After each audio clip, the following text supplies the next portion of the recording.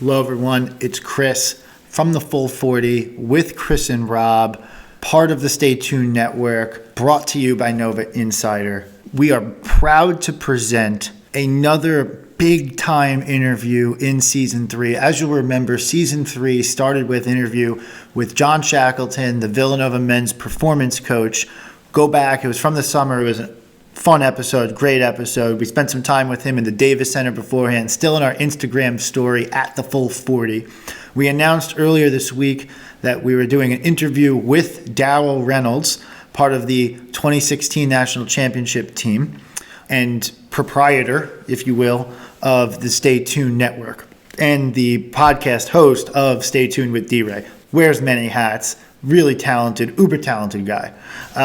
But we're super excited to present to you an interview with him on this podcast. Just a programming note here. First part of the podcast is going to be me and Rob breaking down the week, doing the normal bit, and also talking about the week to come, the Big East, how it's shaping out, and then also a couple other quick fun stories.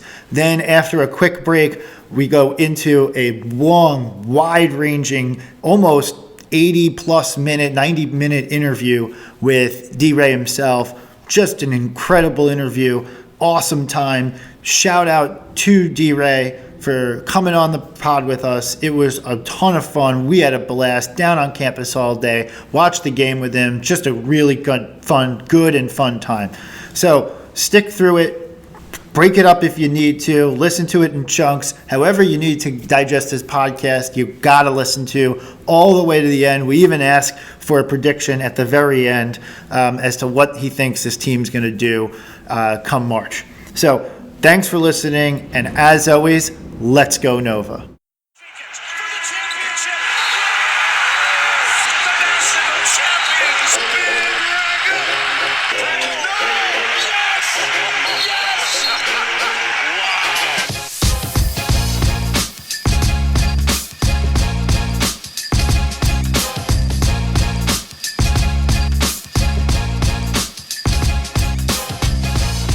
Hello, everyone, and welcome back. It's the Full 40 with Chris and Rob, part of the Stay Tuned Network, brought to you by Nova Insider. It only took Chris 3 takes to do the intro, right? That's right. That's right. Just, I don't need to do multiple takes to actually do like the whole podcast, but the intro. Yeah, it was a little tough there. Yeah, it is late. We've had a long day. It's been a long day. Like a really great day. Yes. A perfect day of Villanova basketball, in my opinion. Selfishly including you. Yes. Joint selfishness. So we were down on campus today. Beautiful day. I can't say it enough. Every time I go down there, campus is fucking unbelievable. It's pretty tight. Yeah. It's like, I think the comparison I made when we were driving through is you used to feel like you were driving by Villanova's campus. Now you feel like you're driving through and the campus is encompassing you as you drive through. Yes. You just happen to be on a road. Yes. It's pretty cool. Yeah, it's awesome. Yeah. So was there. I had a work event. You came down for the hell of it. Did not have a work event. We do have a couple new people who are helping us out on the podcast. Indeed. It'll be very cool. So shouts to Joe and Ashley, right? Indeed. I think we can make that comment. Sure. Shouts to Joe and Ashley. Looking forward to working with you guys. Yeah. In addition to that, we had some business to take care of on our end. It was a business trip. Right? We watched the game. If we had production value, I feel like we'd have like some cool theme music behind that too. Yeah. I don't know what business trip music is, but we should get that. I imagine it's like a little bit like a cousin of elevator music. Yeah, I don't know. I was thinking like a little jazzier. Anyway, we can figure that out later. Yeah. All right. Business trip. We watched the game. Business trip. I'm just gonna pipe that in every so often. Boats and boats.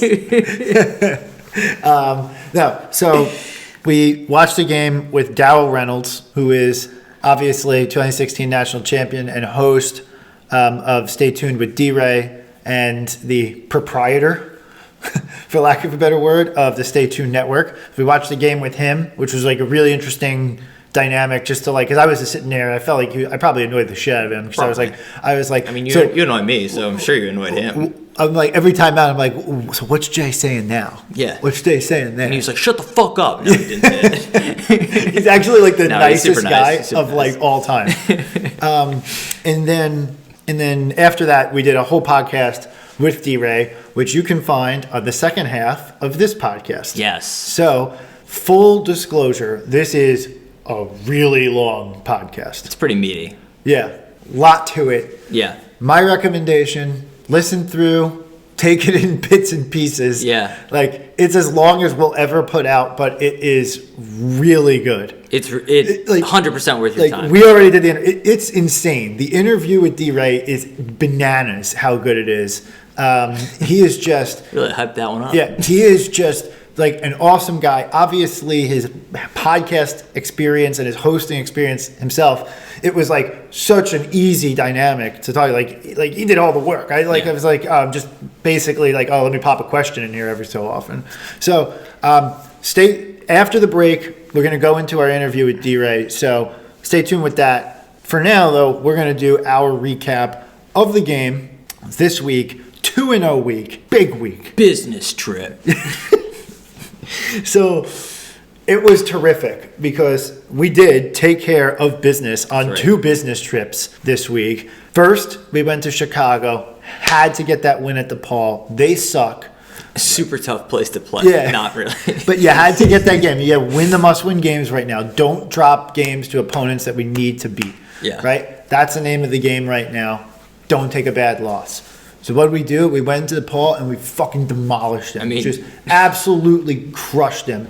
And part of the reason we did that is because we shot as if it was the 1985 national championship or the 2016 Final Four game versus Oklahoma. We shot 70% from 3. Like ridiculous. Yeah, that won't happen again. Yeah, it won't happen again. And somehow, even despite that, we still didn't score 100 points.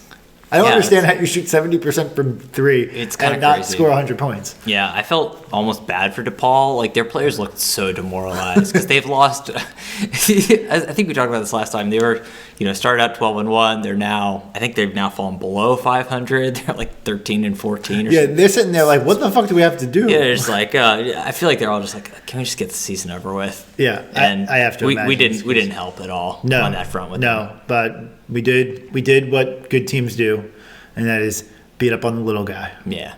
So that was part 1 of our business trip. Yep, part 2 of the business trip was to Cincinnati, Ohio, where we played one of the best games end to end of the season this year, in my opinion. The Cinta Center, because you've been there, really difficult place to play. Very dark. D-Rey said it today that it was a difficult place to play. It was, everyone was hyped up. They're getting top 15 Villanova. They know that this is a game that they got to get. This is a team that won at Seton Hall just a couple weeks ago. Yeah. So they're thinking to themselves, we got Villanova coming in here. Like, it's February. We're starting to turn the corner. We've gotten some wins under our belt. We feel like we're going to the NCAA tournament. This is our chance to cement the bid. And we came out and we just had control of the game from the jump and never ceded it. Yeah, it was really nice to see us fend off a couple little runs from them in the second half, but got close. I think it got down to 4 points or something like that. 4 points, 6 points. Yeah, but we fought back, built the lead back up, and a pretty comfortable win. Really enjoyed seeing that. And by the way, if you would have done that, if you had said that and you would have told me that Colin would have scored, what do you have, 5 points? 4 points. 4 points. Yeah. If you would have told me that would have happened with Colin at 4, I would have been like, no fucking way. Yeah. I mean, super well-rounded performance. We got 22 from Bay, 17 from Samuels, 13 from Moore. I'll take it. Yeah. Sign me up all day. All day. All day. All day. So you got contributions from all different classes. Terrific. The defense was just rock solid throughout. They never got anything going. Even the mini runs that they had didn't even feel that I didn't even I wasn't sitting there feeling worried. Yeah. At any point in time, because I felt like our defense had it. They just happened to put the ball through the basket a couple of times. Yeah. Every shot was contested. when they would drive the lane and like they on those couple of runs, they were making shots. They were making like circus shots, like to get anything going. That's how you could tell. It's not like they were getting open looks left and right. We just took care of it. We took care of business. Theme of the week. Theme of the week. Business trip. Now, it was great. Now, the alpha dog arf of the week goes to a guy who might not be wearing a Villanova uniform for that much longer. That's right. So enjoy it while it lasts. That's right. Sadiq Bey. Yeah.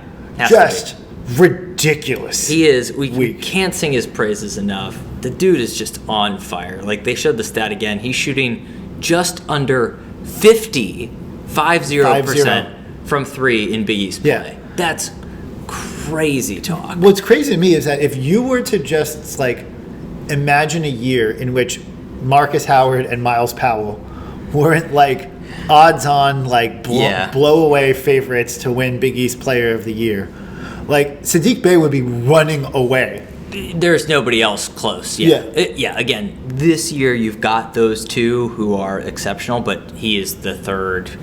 I mean, look, I think there's an argument to be made to say he's ahead of Howard.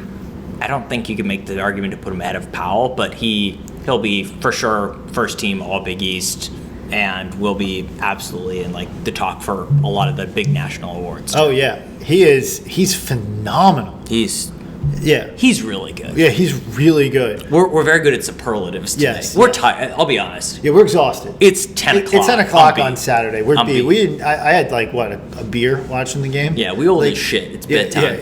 Yeah, we're just fucking exhausted.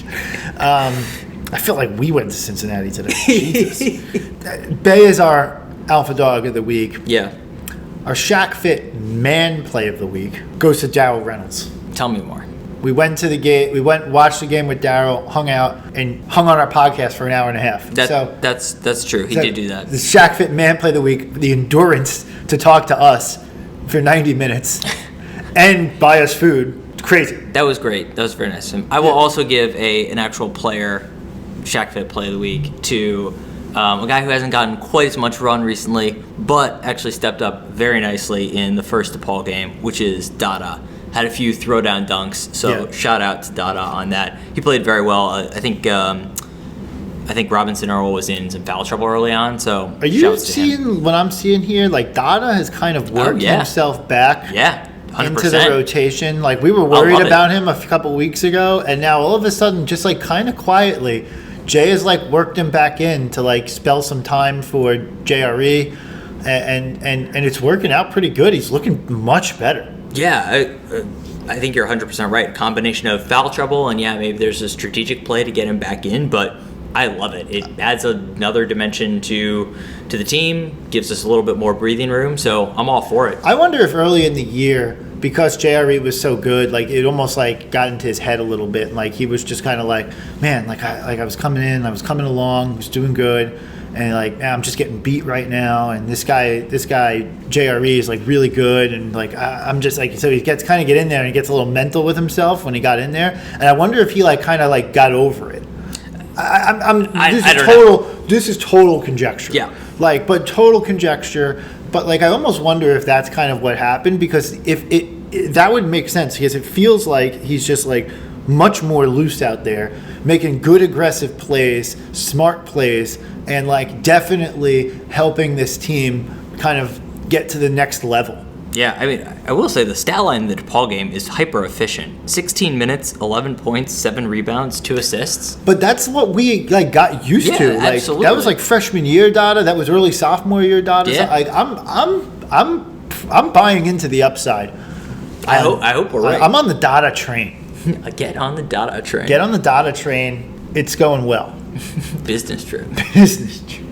All right. So should we talk about how this fits into the bigger Big East picture? Yeah. We got to talk Big East. Yeah. So Creighton keeps winning. Hall had a crazy buzzer beater earlier this week to beat Butler. Right now, the Big East standings we are tied for second place with Creighton. As we sit here today, which is Saturday night. Yeah. Creighton plays Butler tomorrow. Correct. So there could be a shakeup tomorrow. Yep. If you are rooting for Villanova to come in first, you are rooting for Butler to beat Creighton tomorrow. Yeah. This week otherwise after tomorrow is a null week. We expect Hall, us, and Creighton to all hold serve this week. Yeah, there really aren't that many exciting games happening this week. We've got a soft schedule. Looks like the other top teams have a pretty soft schedule as well, too. You can make the argument that we actually have maybe the toughest schedule because Providence is on a roll a little bit, and we play Providence next Saturday, and like Providence might give us a little bit of fits at home. Yeah. I don't think they will. I don't think so. But we should have a 2-0 week. But if I had to point to a game where, hey, you got a team that's kind of upstart lately and beaten some teams, like Providence won at Georgetown early this week and throttled Marquette in Providence this week. So I think Ed Cooley's got these guys hitting the ground running at the right time. We might see them in the Big East tournament. I hope not. But yeah, I mean it's coming together for Providence, but I still think that it's coming together even more for us from a higher starting point. Yeah. So we expect to go 2-0. We got St. John's on Wednesday. Yep. And at home, both at home. Nice little break game for the guys. Yeah, and Providence at home. Our final home game of the season is next week, which is It's crazy. We're here. I didn't even realize that even as we were prepping for it, and then I looked at our schedule and I said, oh my God, there's literally only 4 games left. The season just flies by. Yeah, it's gone really fast. It has. So Providence is, next week, last home game of the season. No senior night to be had this year. Yeah, although I assume if they're doing it, they're going to do it on Saturday. If they have like a walk-on senior or something like that. And then the final week of the season is where it's like is where the pedal goes to the metal, because that's where rubber meets the road. That's for all the marbles. That's for all the marbles, indeed. So anyway, I think takeaway from this is, look, this week should be cake. We're predicting 2-0. Look forward to that last week. Yeah, that last week is going to be critical. Everything's going to get decided going into that last week. Probably in the early half of the week, not the latter half. Yeah. Cool. Should we talk a little bit about the big news of the week that Jay Wright is leaving Villanova? Or at least Berwyn. Yeah. He's leaving Berwyn. Berwyn. Berwyn? I don't know. Berwyn. I like Berwyn. Berwyn. All right, we're going with that. He's business trip. Business trip. Yeah, so Jay's selling his house. Jay's selling his house, which of course created all kinds of rumors because it was in conjunction with the Knicks. Saying they wanted Jay Wright to be their coach, and all of a sudden people being like, "Oh, this could happen." It's like saying like, I'm interested in dating supermodel X. That's fine. She's not interested in dating me. Yeah. Great job, Knicks. Like, right. Jay doesn't give a fuck. Yeah, right. So I just got to talk to this because this to me is like super funny. This is like the 5 stages of Jay Wright coaching rumors, and it happens every year. Yeah. Okay. Stage 1 is like news comes out that this is like something that like people are talking about. Yeah. Right. So people are saying Forbes comes out with an article being like Knicks targeting Jay Wright for their next coach, and then like a source said this could happen, which is like bullshit. Like what the fuck does that mean? Anyway, a source said this could happen. Yeah, and the immediate Villanova fan reaction is denial. Right, just straight up denial. So it's like no, that's not going to happen. That's crazy. Jay said he doesn't want to leave, blah, blah, blah, whatever. Then a second source, who their only source is the first article, comes out and says, oh, this could happen. And then they throw their own spin on it, and they're like, oh, like, this makes sense because Jay Wright's selling his house and like blah, blah, blah, whatever. At that point, fans start to wonder like, oh, maybe is this different? Is this time the different time? Then the third stage is like, everyone starts posting that on Twitter and whatever, and everyone works themselves into a fucking frenzy and like is like, oh my God, panic attack. Then like the other people who are not even fans of Villanova, they're just Knicks fans, or other people are like there are no Knicks fans. Yeah. Are like, yeah, he's definitely gonna come, like this is different, blah blah blah, whatever. Then the fourth stage is article like Dana O'Neill or someone else comes out with saying, no fucking chance, talk to the man himself. He has no fucking interest. He already said no. stop panicking, whatever. And the fifth stage is like, psh, yeah, I knew the whole time he was never going to leave. Fuck that. Why would he ever fucking go? Right? That's the like 5 stages of like Jay Wright coaching rumors with this fan base. It's like everyone just can't like stay steady throughout. Like he is not going to leave. Yeah. Any report otherwise is bullshit. I was going to say, and if the case did happen that he was going to leave, sure as hell wouldn't be for the next job. No. That is a terrible job. There is in my mind one job that he would take, and that's the Sixers. The Cavs? Oh, the job just opened up. Yeah. Not the Cavs. Okay. The Sixers. The Sixers in my mind. I think he said that he loves the idea of being in Madison Square Garden, but not with James Dolan as the owner. I don't think it's going to happen. So actually, it's a really interesting case that it happened this week because I mentioned the Cavs in jest, given that they just fired John Beilein, former coach of Michigan. What was interesting, and we've talked a little bit about this before, is that one of the knocks on Beilein amongst his kind of racial transgressions that he had with the team was like his inability to kind of translate college coaching to professional coaching, and part of that being like, hey, you go from literally coaching kids to coaching professionals, which we've talked about, and has been a struggle. And we talked about actually Steve Kerr giving Jay that feedback when he was at USA Basketball. And look, again, I haven't been in Jay's practices, but my guess is that he's got a style that he's run for so many years at this point that making that kind of full transition to the pro game might be a little bit more challenging than he's looking to take on. It's a players' league. Yeah. 100%. College basketball is a coaches' league. So, like, you have to cede control. Your job is basically get people generally going in the right direction. Yep. And like get the team to hang together and draw up a couple plays sometimes. Like it's literally not like, not to say it's not hard. It's actually arguably more difficult because you can't control everything. So you have to find a way to motivate guys without being in charge. Yeah. And not just leveraging your authority. You're not yelling at them. Like, right. or if you are, it's very selectively. Because like the coaches who are yellers in the NBA are very much known and they're very much disliked. Like Tom Thibodeau is like another one that comes to mind. Like, obviously, John Beilein was clearly known as another one. Like, it just doesn't work. Right. Like, that style doesn't work. Right.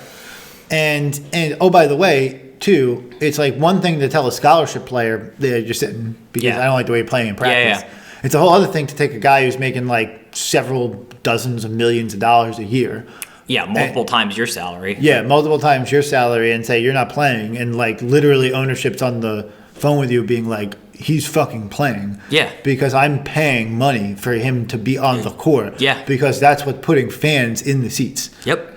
They're not going there to see you coach. Yep. Nope, not at all.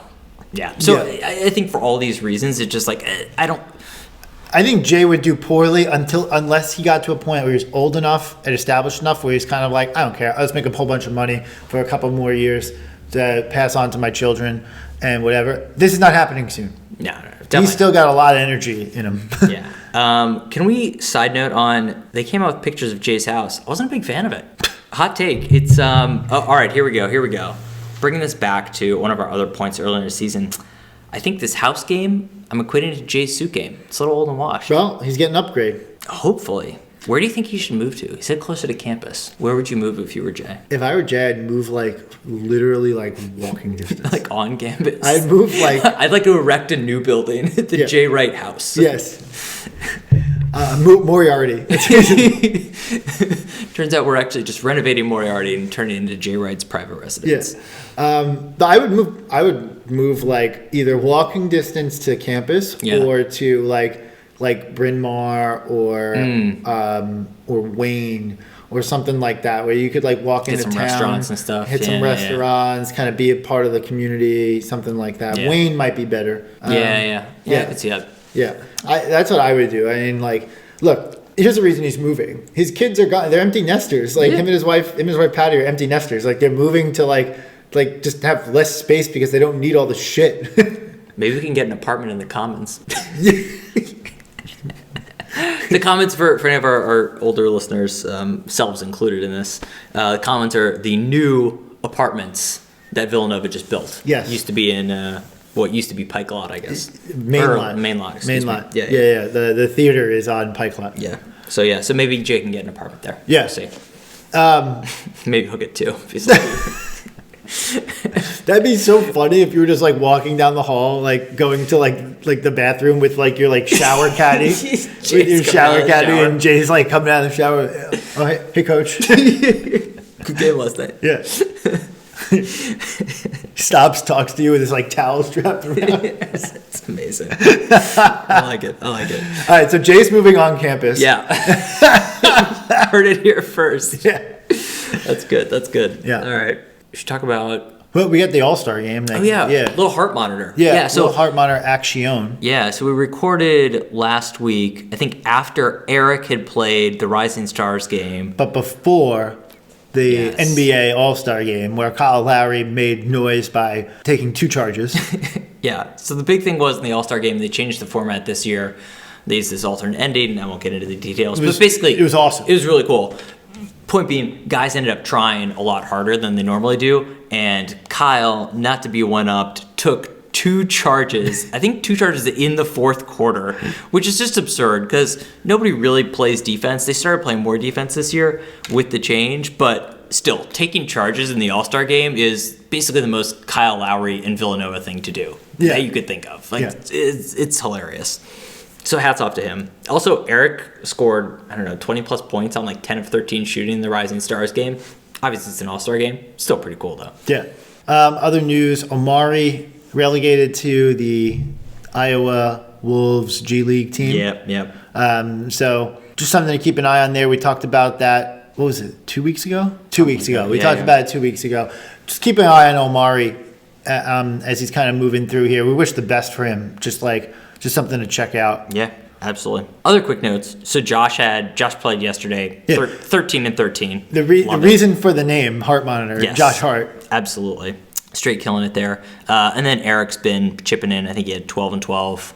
12 one game, 12 in another game. So still contributing on the team that really can't win anything at this point, the Golden State Warriors. Oh my God, it's crazy. I mean, they're terrible. Like, they don't have anybody. Yeah. Not that Eric's at not this point, somebody, but he's not somebody in the couldn't NBA. Curry and Clay both come back this year? No, they just ruled Clay out for the year. But Curry is supposed to come back. They ruled Clay out for the year, probably because they're like, we don't have any fucking chance of winning. Well, so yeah. Why even risk it? No. It would have been an aggressive timeline anyway, but yeah, he's out. Curry's still supposed to come back, though. I wouldn't even come back if I were him. Yeah, I wouldn't either. But, hey. Yeah, I'm not a competitor in the league. So, No. I mean, I could see if he wants to get back just to get some reps. So. Yeah, that could be actually, too. Yeah. Keep the leg a little fresh. Cool. So that's a heart monitor. Oh, one last little tidbit. Yeah. Oh, this is good. I know. Yeah. One last little tidbit here. Jim Boeheim, coach of the fledgling Syracuse Orange, terrible mascot. got asked a question. No, I like them. I like Otto the Orange. Do you really? Big Otto the Orange guy. Interesting. Okay. Yeah. I mean, I guess he's better. I will debate you on this. I guess he's better than the Providence dog. The Providence dog, the Providence or the Friar. Providence Friar. Oh my I God! feel like Yeah. a dog Before Big East week, we'll talk all about the Big East mascots. But like one of our favorite. It's one of our favorite segments. Is like, God damn, we got to see that Providence Friar just like relentlessly. It's the most horrifying looking thing It ever. is. Yeah. Anyway, we'll save that for later. Yeah. We also have to see Steve Wojciechowski, who sucks. He does. It's unfortunate. I hate but him. what are you going to do? What were they even talking about? Boeheim. Okay. So Boeheim, coach of the Syracuse Orange, gets asked a question about if his guys are tired. Right? That was the question. Like, nothing to do with Villanova, nothing. And he's like, no one's tired. And he's like, why aren't you asking Villanova if they're tired? Like, and he goes into saying, he's like, Gillespie and Bay at Villanova play 40 minutes a game, hard as shit. Yeah. No one's asking them if they're tired. I love that. And the way he said hard as shit, it was like... I also love the fact that he brought in Villanova, which is not even his conference anymore. I feel like he's like somebody who went through a breakup, but is now like looking back on like the ex-boyfriend, girlfriend being like, oh, what are they doing? Oh, I saw him flirting over there. Like, he's like trying to get back in. He wants to get back in. He's that meme of the guy walking with the girl and turning his head around. Yeah, 100%. And like 100%. seeing us in the rearview mirror is like, oh shit. Yeah. It's like, oh, he used to be so good. See ya. Remember the days. Yeah. How'd that work out for you, Syracuse? Sucky. That's how it worked Absolutely terribly. I mean, they probably made more money, but... The ACC is bad. They're so bad. North Carolina lost again today. Oh my God. Chris Mack at Louisville is doing good. Yeah, good for him. Yeah. Good for him. All right. That's it. for this part. This part of the podcast. Yeah. We continue the second half of the podcast. You got to listen. You got to listen. Yeah. It's so good. It's so fun. And I'm not doing that to like blow smoke for us. It was like purely Darryl all the way. An amazing interview, just a fun time. We had a blast the entire time with Darryl today. So check it out on the second half of the podcast, which will come back to you in just a minute.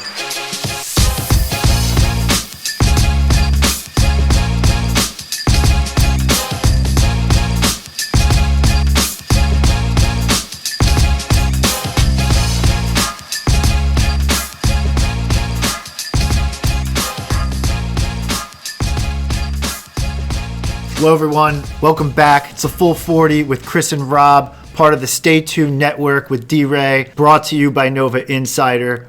We're on Villanova's campus. After the Xavier win, Rob and I came down to school, watched the game. We actually watched the game with joining us on the podcast. We advertised as D-Rey himself, DARRYL Reynolds, 2016 national champion. Is it 4-time Big East regular season champion? Sorry. And 3-time Big East tournament. Shout out them cats. Champion. That's right. That's not a bad resume. That's a good resume. that. I like that. Yeah. So Darryl's with us, obviously the media mogul himself now. He's owner, proprietor. What is it? He runs the Stay Tuned Network. He's got, you've probably seen, if you're a Nova fan, the Stay Tuned with D-Rey, where he interviews a lot of players, former players, people involved in the program, other people in the Philadelphia area. And then in addition to that, just started a new show where he's pulling out some new episodes with a friend, Avery. Called Postgrads at the Plat. That's right. Postgrads at the Plat. I know that's another mouthful. Like, that's like, what the hell? Like, I told somebody the title, it was like, what the hell is the Plat? I was like, it's the Belmont Plateau, but, you know, it's Postgrads at the Plat. Yeah. So we are, this second half of the podcast, if you've listened, you've been listening, Rob and I just talked through the game recap from the week. We did watch the game with D-Ray, but we'll do the analysis ourselves because, you know, sometimes we have to call some things out, and D-Ray is going to... I see. I ain't going to be there to defend nobody. No. Call like it is. About to say, I got a little bias, but go ahead. So, yeah, we're just going to get into it.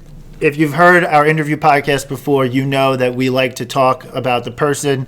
And obviously, we'll hear some stories. There'll be some interesting things to talk about. But we always start with kind of like walking us through kind of like growing up. Like, where you from? You're from the Philly area, I know that. But like, where you from? Take us through a little bit of your life up to the point where you started to get recruited by Villanova, play AAU ball, etc., Lower Merion High School. Yeah, like you said, the Philadelphia area. So I grew up in South Philly. Grew up on 24th and Reed in South Philly. It's like right outside of an area people call Point Breeze. And I was there up until about 5th grade. And then I actually moved down to the DMV area. I lived in this area called Oxon Hill in PG County. So like it's like 25 minutes away from where Chris and Sadiq are from. So it's funny, so when we got here, like, I would say certain things or, like, pick up on the lingo, and they were like, oh, what the hell? And I was like, I used to live down there. I lived down there. Like, yeah, exactly.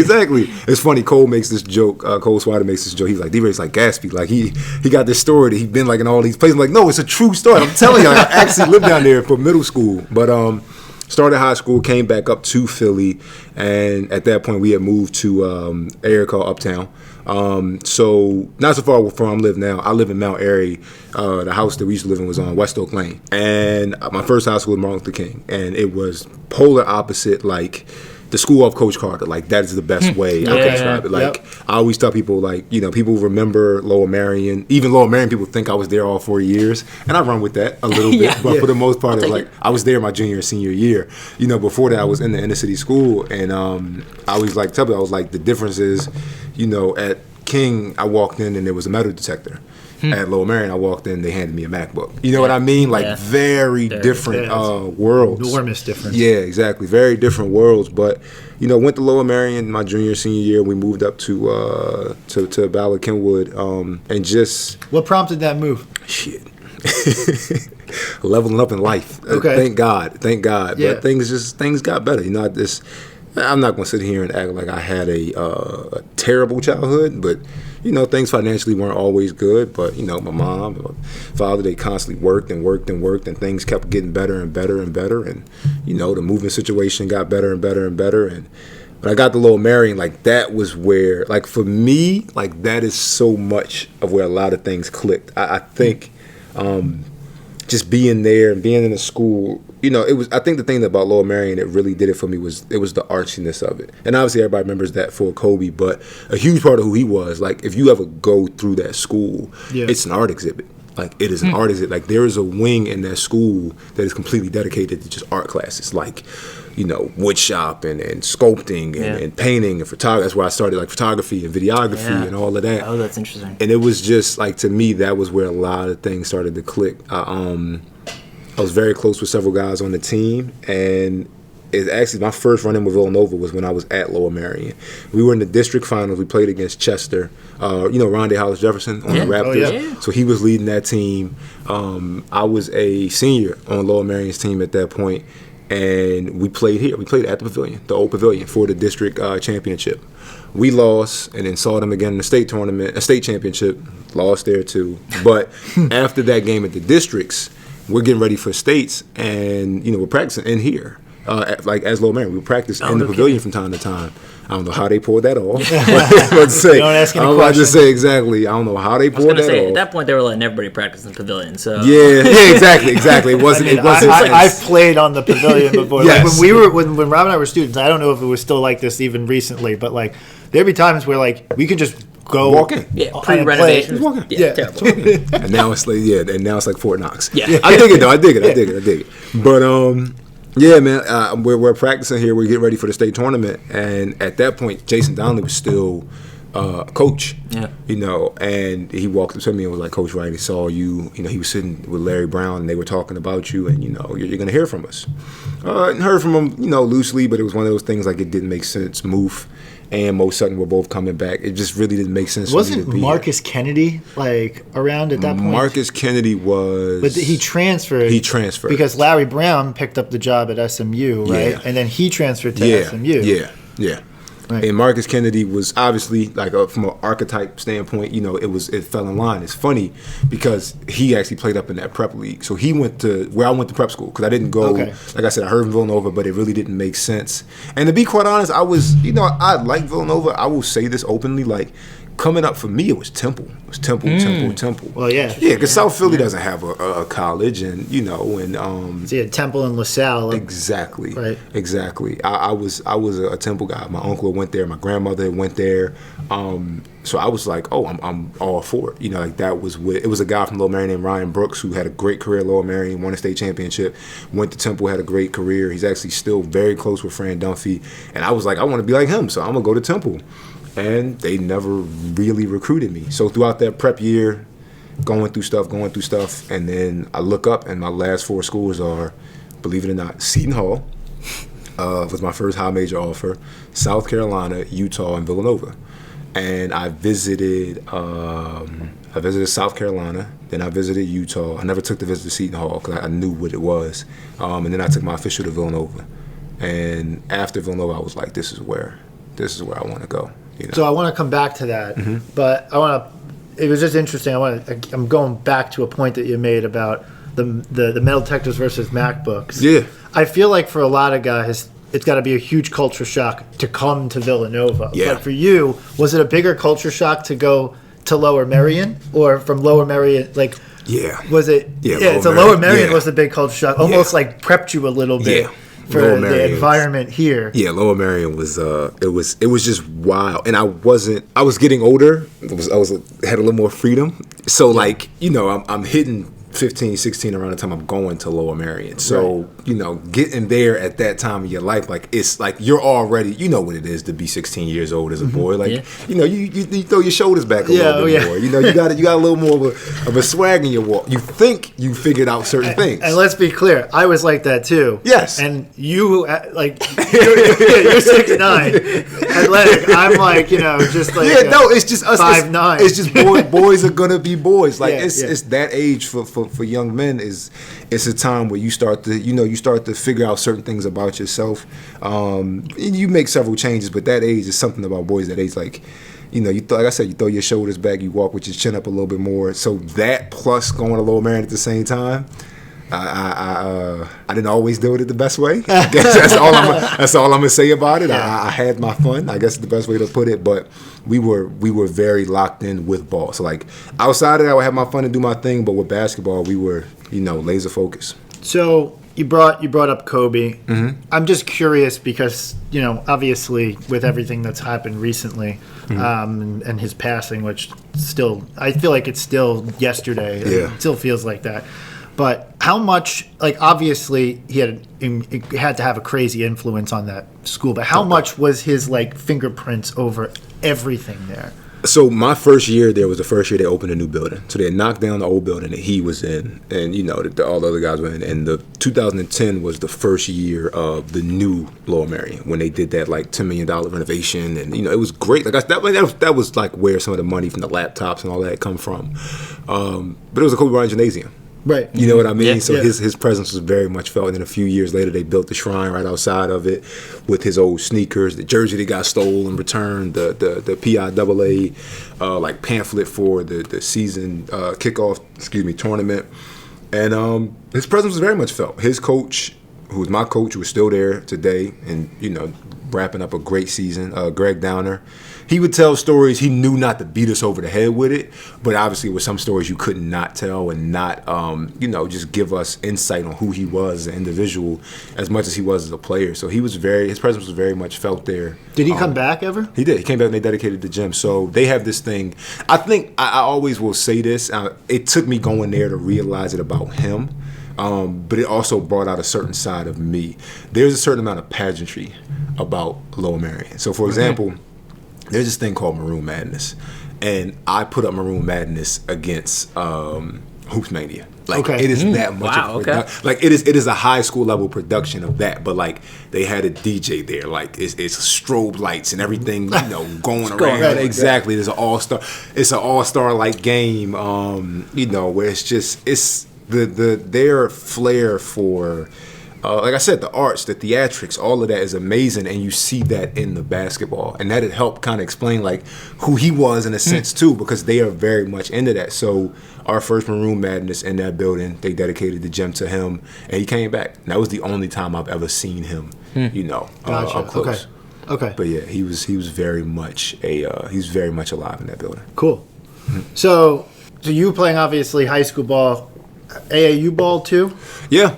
Obviously. I guess, but- No. Yeah, no. So I got to be honest with you. I was one of those guys, and I still am to an extent. I hated AAU, and I honestly think a part of me not being recruited outside of me having to get better was the fact that I didn't play AAU. I did not realize how much it was hurting me to not play AAU because I didn't play it my junior year. Like I played like the Jersey Shore Warriors for like a month. You know what I mean? And I hated it. But in my senior year, going into my prep school year, I played with Philly Pride.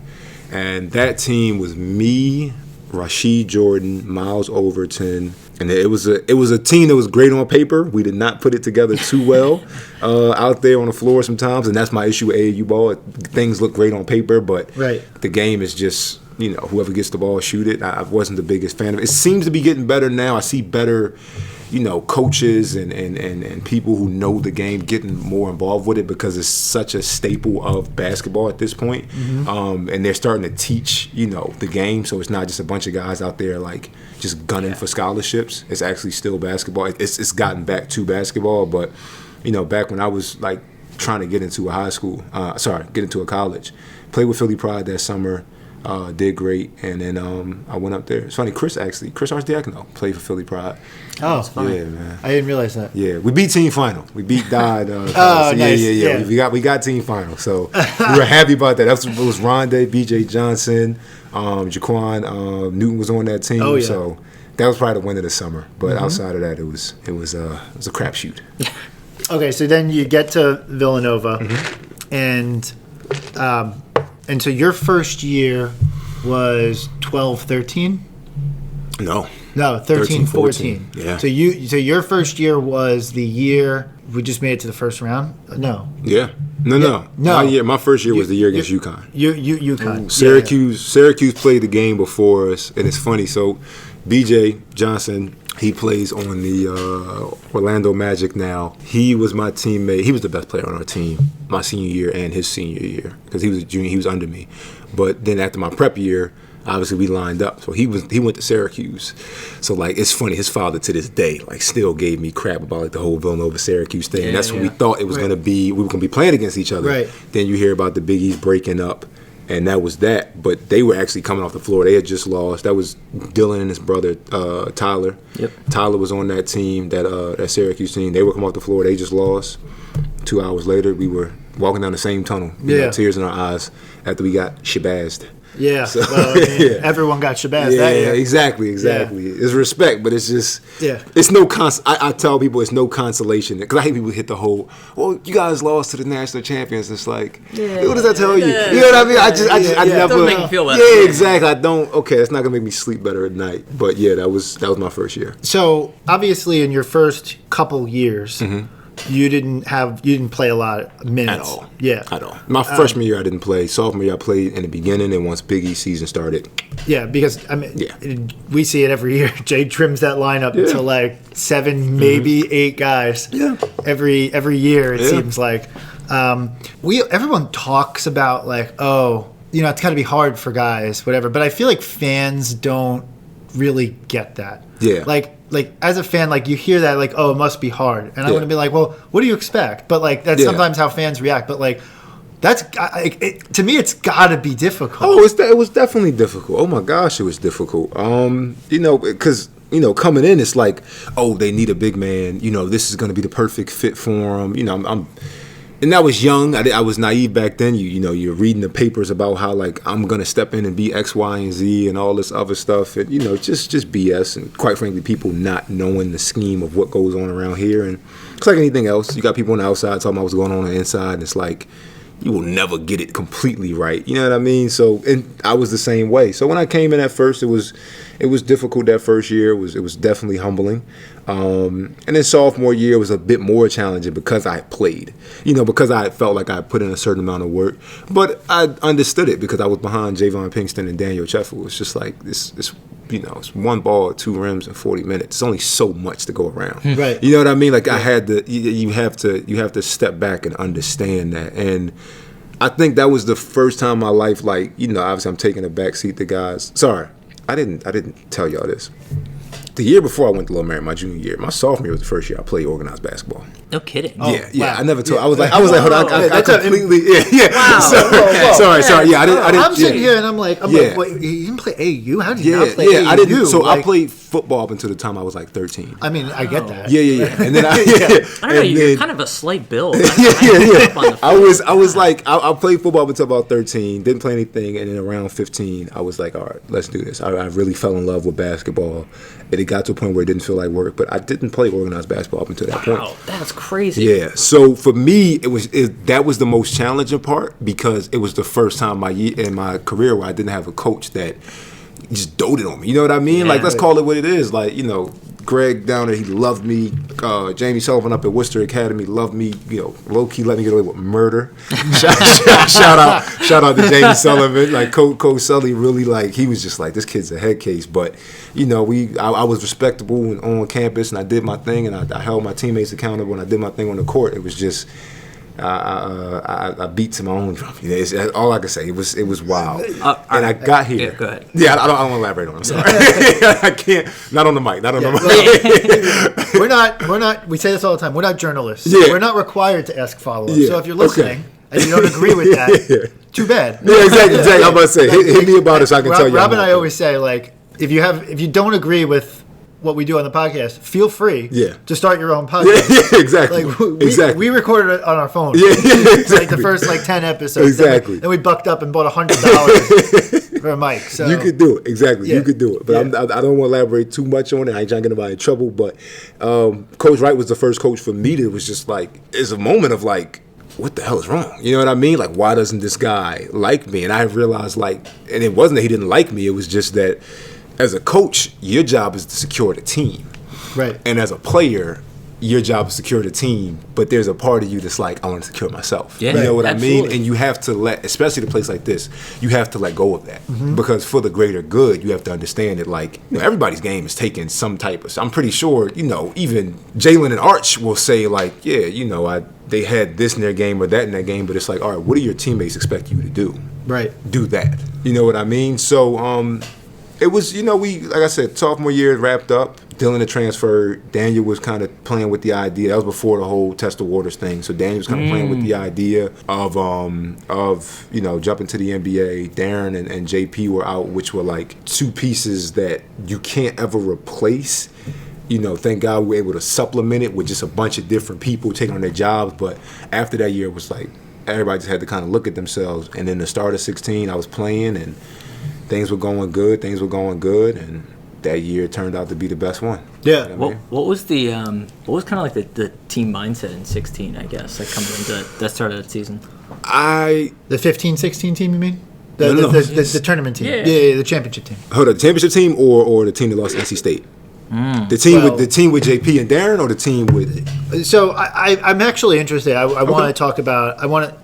I'm sorry for jumping all over the place. No, No, it's fine. that's This perfect. is the idea. But I want to talk about as painful as it is, the 14-15 year, because the 15-16 year, whenever you heard guys after the championship get interviewed, Yeah.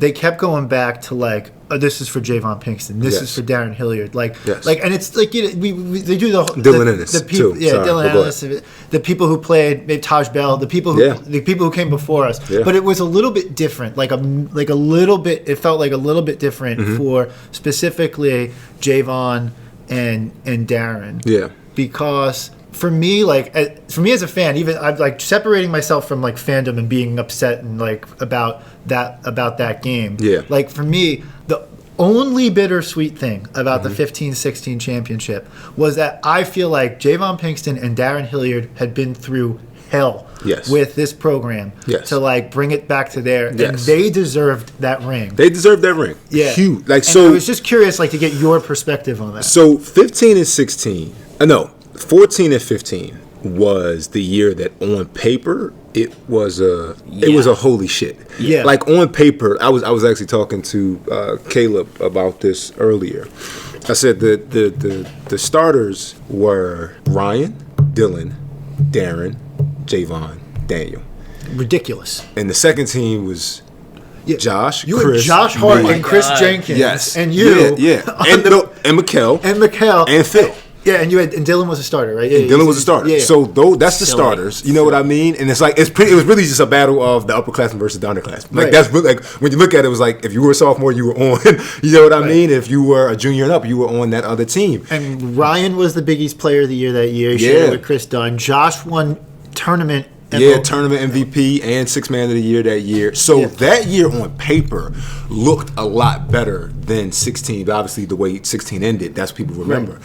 From an outside perspective, like the media, they were thinking that was the championship year because that team was ridiculous. You know what I mean? Well, that whole year in college basketball, everyone was at least thinking Final Four. Yes. Because the only thing is people were like, I don't know, because you had that Kentucky team, which was insane that year. They were 38. Was that the year they went all the way and they lost? They lost to Wisconsin. And then Wisconsin lost to Duke. And Wisconsin lost to Duke plus the refs. Yeah. It's true. It's true. So I was actually in Boston. I was in Boston watching that game. I was like, wow. Like I was right in Faneuil Hall watching the game, just like they really fucking lost. Like they really made it that far. The Kentucky game, sorry. Yeah. I was like, they really made it that because obviously that year it was just a year of just upsets. Let's call it what it is. It was everybody thought that Kentucky team was going to be the team that was going to run the table, and we were expected to be that. I'm pretty sure there's several other storylines that wasn't that the year like Lob City. It was just a crazy, like you said, it was a crazy year in college basketball. But it was huge. In 16, we came back and won because like Javon was in the crowd. You know what I mean? Yeah. Javon was in the crowd. Darren was obviously on the Pistons, so he couldn't be there. Dylan was at Oregon, but like it was like you said, those guys like they got to see the decline. They were fully cognizant of what was going on during that 13-19 year. You know what I mean? Yeah. Like they saw it out. Like Darren was explaining it one day. He's like, "You understand? I came in here with 4 people, and I'm the only one." Like Javon Wow. and Darren weren't the same year. You know what I mean? Like they weren't the same year originally. So because Javon came in first. And he redshirted. Yeah. Exactly. So it's like. You know what I mean? Like, he redshirted. That's a good way to put that. That's a good way to put that. I like that. He redshirted. So like that really wasn't his year. Javon came in with James Bell. So Darren comes in with Asher Kubu, Marcus Kennedy, and Tyrone Johnson. And by his junior year, none of them are there. Right. You know what I mean? So they had like you said, they have been through so much and so many roller coasters. For them to not get that, it hurt. You know, it hurt. And one thing I don't like is the narrative that was built. Not taking anything away from Chef and from Arch, but I don't like the narrative that's like, oh, then those guys came and then the program's culture was better. Like James Bell, Dylan Ennis, those guys were like laying the groundwork. Literally, to me, I've always, and obviously I can only go back as far as I know. I will go as far as to say Moof and Mo, but the first guy, believe it or not, for me was like he had really looked out for the younger guys and was on some be better than I was and be better than we were and don't make the mistakes that we did, was actually Antonio Pena.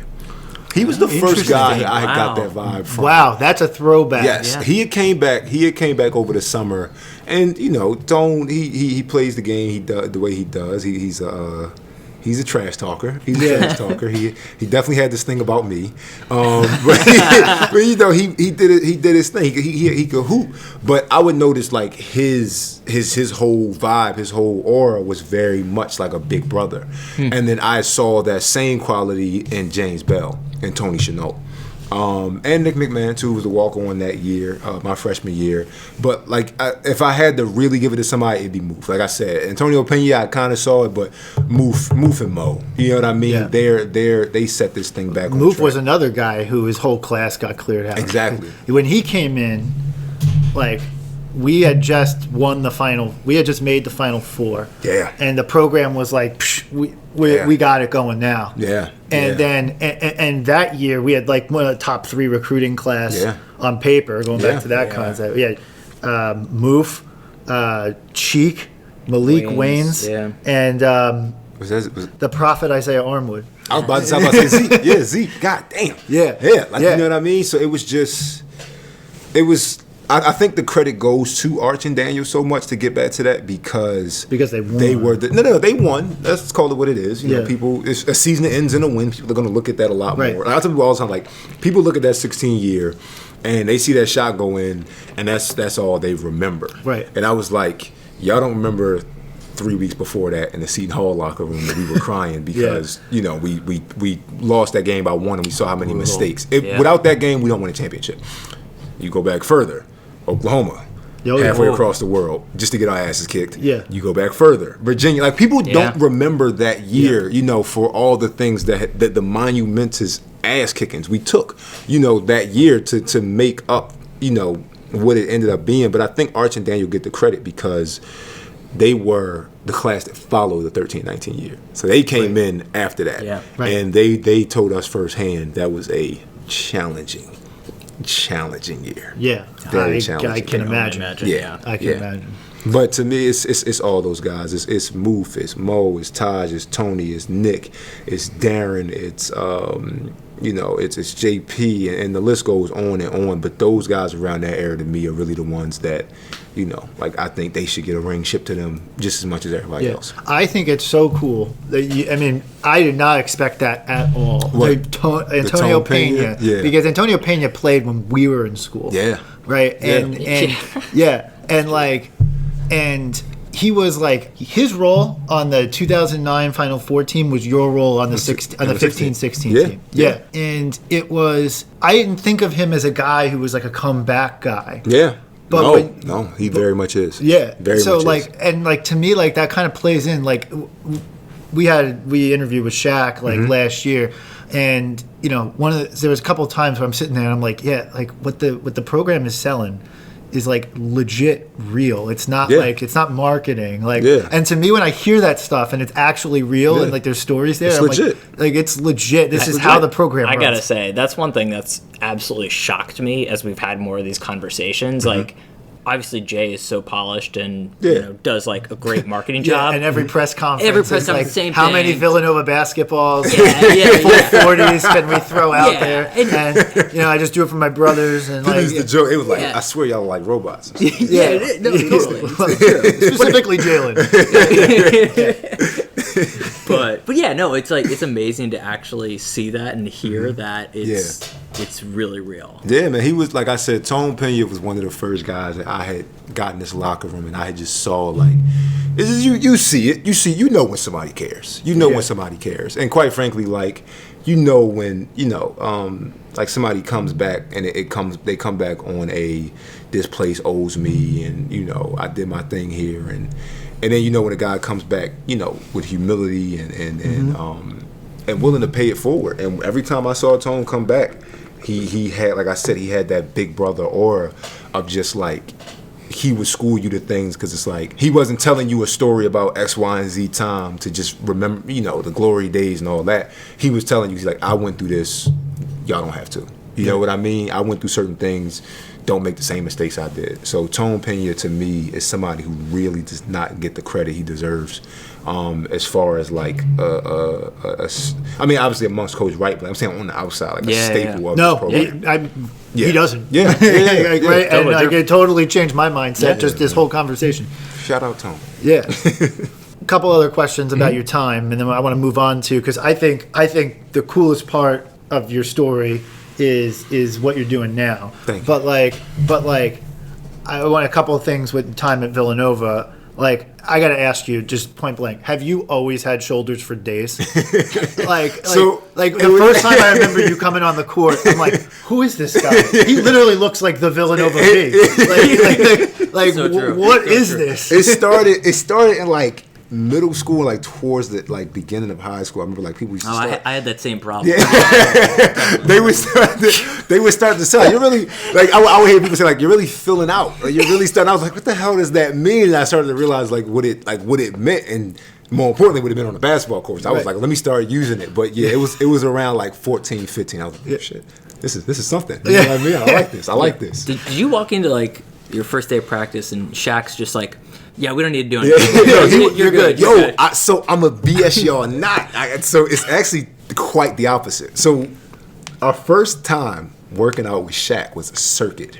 It was this circuit. So Was it like what we did? It was similar. Okay. A little more difficult. Eight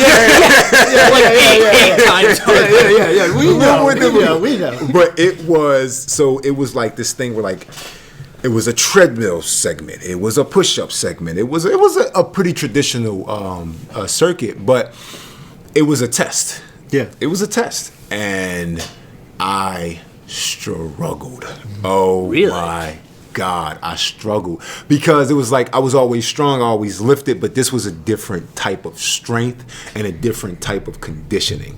And if anything, it was like all right, the technique, the diet, I had all that down, but that first circuit, like that pace, that college pace, I was like, oh my God. I mean, every freshman does, but like I especially was like, holy, like this is another level. But once I got it, like me and Shaq are still cool. We actually, I'm not gonna lie, I stole y'all ID and then worked out with them for my show. I ain't gonna hold you. I hate to tell y'all here, but like no, like Shaq is still my guy, and he You gotta if you're gonna do it, you gotta at least say that you got the idea. Oh, of course. Yeah. I give credit where credit. No, I gotta. Like I saw y'all do it. I was just like, why the hell did I do that? You know what I mean? Like, It's gonna make us look terrible though, because I'm in there. I'm like, I got my tank top on. I got like no sleeves. I'm like, I look great. D-Ray's gonna be in there and be like, oh man, forget this. Like it's gonna look otherworldly. Well, I mean, and then I was sitting in there like just. hold up. So be honest. Like, at what point in that workout were y'all like, this guy's insane? I can tell you exactly when, because it was very funny. I called it out on the pod when we were talking to him. So I'm like running through my circuit very slowly, okay? And then I get to the bike.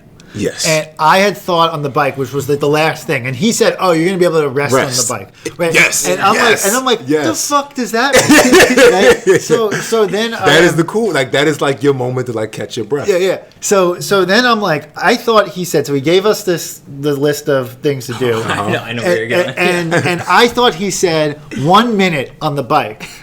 To which I thought, okay, just kind of pedal along and whatever for a minute. Yeah. He said a mile on the bike. Yes. And so I get off after a minute, and he runs over like, "What the fuck you doing?" Like, not like that. Obviously, Shaq's a nice guy, but like because he runs over. Yeah, Like, but yeah. Get your ass back on the bike. You're either Lance Armstrong or you're wrong. Yeah, Like, exactly. one of the two. Exactly. That Like- bike shit is like, Yeah. So that's when he turned the pressure up on you. Yes, like the resistance. Yes. And I'm sitting there, and I'm like, "You said this was a rest. This is not fair. This is not a rest." Okay, and like in the middle of it, like, There's no rest in there. Yeah, no, none. No rest in there. It's just your heart rate is sky high, and then it's skyscraper. You know what I mean? But there is no rest. There is no ground level. Oh, I'm good. I'm gonna no. Right. And that's what I'm saying. That circuit. That was what I found out. Like, there is no station where it's just like, whew, man, I tell you. Like, it's just like, no, this is just a little less difficult than, X, Y, and Z. Yeah, but when you add it all together, oh my God. And then go through it 3 times. It's just like, yeah.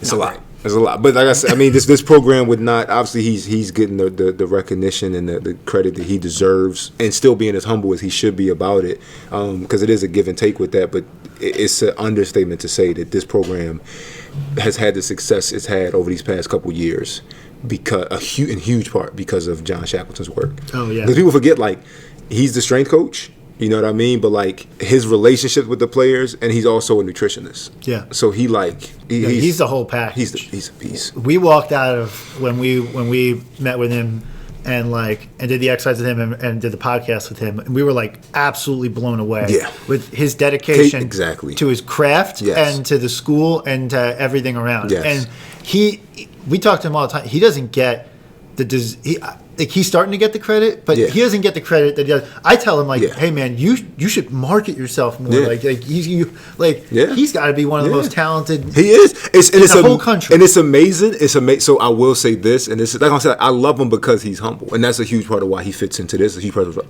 he is who he is. He's humble about it. But we'll be at games. I didn't see it when I was a player, but as last year I was on the coaching staff, we'd be at games and the other strength coach would walk up and be like, "Hey man, is that John Shackleton over there?" Yeah. No way. I'd be like, yeah, and I'd be That's like, so good. yeah, that's John Shackleton. He's like, could you introduce me? And I was like, yeah, he had fans from other teams. I'm not going to say the guys' names, but it was like in the Big East, in the Big East and other teams. We would this isn't like a high school exactly. coach out of This the would woodwork being you're at your Thanksgiving tournament. You got a guy coming over asking to meet the strength coach before the game and talk to him. He's just. He's the best, man. He's the best. And he truly is a good person. You know what I mean? Yeah. Oh, yeah. Shout out Shaq. I love it. All right. I want to talk a little bit. I want to go post-grad. Not to skip 16, 17, because that year, the joke between the 16 and 18 teams, I would like the 15 and the 17 teams need to stand up and be like, yes. But wait. But seriously, guys, Exactly. I don't know. Oh my God, 17 was. Yeah. I was going to say, so 17. question. The NCAA, it's not even a question, statement. The NCAA jobbed Villanova twice in 2017. How do you respond? What the fuck is Wisconsin doing as an 8 seed? Yeah. So that, I'm not going to lie, that, for us, it was, this is going to be a very challenging game. Yeah. Because we knew who they were on paper. But the second blow you're talking about is Omari. Yeah. That it hurt. But I will say this, looking back on it, it was a blessing in disguise because the progress that Omari had made over that year is why he was what he was in 18. Yeah. His ability to sit back and not, it's a different, every transfer can speak to this, I'm pretty sure. Well, every smart transfer, every transfer who takes advantage of that redshirt year instead of bitching about being out. Like Eric, probably another guy who did the same thing. Eric sat out that one year. Yeah, exactly, exactly. I thought you were saying the opposite direction. I was like, hold on, he was No, I'm gonna say, Jesus Christ, he's one of the best at it. Eric's kind of a slacker. Exactly. That Eric passed. Yeah, that guy. Also really out of shape, too. Did not embrace the But problem. when he came in, it was so many things he did not have, but he really took that year to sharpen up, and that's what Omari did that year. So, obviously from a selfish standpoint, hell yeah, I wanted him on the court. And I'll be honest, let's be real. Like, Amari, his best shape, I would have been a senior coming off the bench. And it's like, hey, listen, if we win, if Villanova's able to say 16, 17, and 18, we have rings, I'm all for it. You know what I mean? Right. If that's what that would have meant. But him being out that year, his ability to grow, his ability to learn, is really what turned that 18 year into what it was. Yeah. Because he was able to, you don't have as much. It's a difference when you're in the game, you're in these practices, you're trying to learn, but you also know you got to go out there and perform and play, as opposed to, especially being as highly recruited, as talented as he is, as opposed to a guy you're just learning. You know what I mean? You have the chance to really sit back and get a bird's eye view, almost a coach's view of what's going on. That makes you, like, to me, like, redshirting is just Mikal, Eric, Omar. Yeah. You know what I mean? It's so, you can't even put Obviously, a you price on spend a lot of time around the program. Yeah. How do you think we'd have 2 red shirts this year? Mm-hmm. Caleb and Eric Dixon. And Eric Dixon. How do you think they're handling? Are they handling it like those guys? They're doing great. So, Seton Hall, as much as it pains me to talk about, sidebar. Yeah. After that game, I'm working for the Big East that day, and I got an interview. It's my job. Right. As soon as I come out the damn tunnel, all I hear is, "Big fella, I finally got one, man. I finally got one on y'all, man." Miles. I was like, this mother. Oh, my God. It was a good interview. He's a good kid. You know, we don't, actually, it's not so secretly. We love Miles Powell. Yeah, you gotta respect it. Yeah. You gotta respect it. Yeah, You gotta respect it. There was some post the other day or some question. It was like, I think it was on Reddit. It was like, oh yeah, if you could pick one player not on your team, or pick one player in your conference to add to your team, who would you pick? And some people were like trying to argue Theo John. It was a Villanova fan who posted the answer. He said Theo John. I'm like, no, that's incorrect. Yeah. It's Miles Powell. The answer is Miles Powell. Incorrect. Yeah. Wrong, sir. Yeah, no, I got a tip I had to Miles. And I don't know him personally, but I heard he's a decent kid. The vibe I got off him, he's a decent kid. And it's y'all hear, like, in the same way I talk about Shaq, it's great to hear good things happening to good people. Yeah. But yeah, man, like, I was before that game, I showed up a little bit early. I looked down on the court and who's going at it? Eric and Caleb, in a workout before the game. Like, awesome. all out. That's their game. You know what I mean? A one-on-one, 2-on-2 workout.